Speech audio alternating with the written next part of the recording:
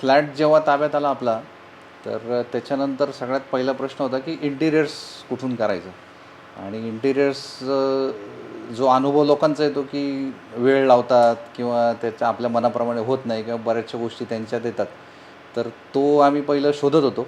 आणि फॉर्च्युनेटली गंधर्व कॅपिटलमध्ये कामानिमित्त गेल्याच्या नंतर आपल्याला वास्तुमंत्राचं ऑफिस तिथं दिसलं.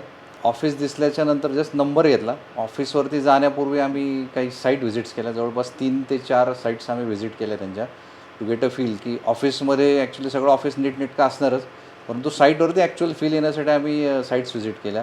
आणि साईटवरती गेल्यावरती ज्या पद्धतीनं फर्निचरचं प्लेसमेंट, त्यांची रंगसंगती, या सगळ्या गोष्टी बघितल्या, त्याची क्वालिटी, वर्कमनशिपची क्वालिटी बघितली.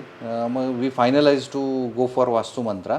टू बी ऑनेस्ट, वास्तुमंत्राशिवाय आम्ही कुठलाही दुसरा इंटिरियरकडं गेलोही नाही, कारण साईट्सच एवढ्या आवडल्या.